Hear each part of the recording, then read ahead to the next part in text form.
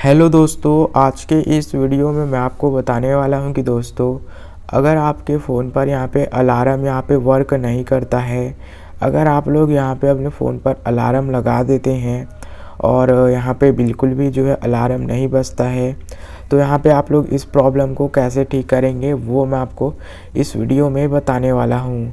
तो चलिए गाइस, मैं आपको बताता हूँ। इस प्रॉब्लम को सॉल्व करने के लिए दोस्तों सबसे पहले आपको अपने फ़ोन पर अलार्म को ओपन करना है, अलार्म वाले एप्लीकेशन को ओपन करना है।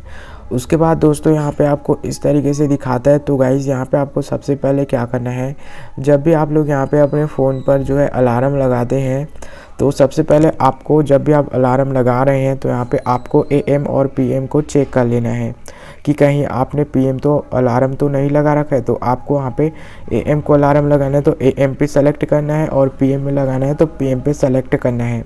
तो जब भी आप लोग अलार्म लगाते हैं तो आपको इसको जो है चेक कर लेना है कि आपने एएम में लगाया है या पीएम में लगाया है।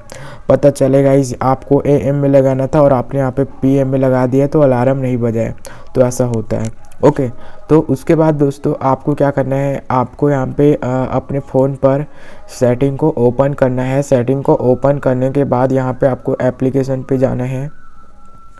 उसके बाद यहाँ पे आपको मैनेज एप्लीकेशन पे क्लिक करना है और यहाँ पे आपको सर्च बार पे इस तरीके से अलार्म लिख लेना है।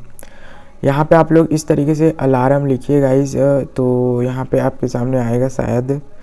तो गाइज़ यहाँ पे सॉरी, यहाँ पे नहीं आ रहा है, तो बट आपको यहाँ पे क्या करना है, यहाँ पे आपको ये जो क्लॉक का एप्लीकेशन है उसको लॉन्ग प्रेस करिए और ऐप इन्फॉर्मेशन पे चले आइए। उसके बाद यहाँ पे आपको क्या करना है, यहाँ पे आपको स्टोरेज पे जाना है। इसका डेटा इस तरीके से आपको क्लियर कर लेना है। यहाँ पे आप लोग इसको जो है क्लियर डेटा करेंगे तो गाइज़ उसके बाद यहाँ पे आपकी प्रॉब्लम सॉल्व हो जाएगी और यहाँ पे आप लोगों को कोई भी प्रॉब्लम देखने को नहीं मिलेगी। तो यहाँ पे आप लोग इस तरीके से इस प्रॉब्लम को सॉल्व कर सकते हैं।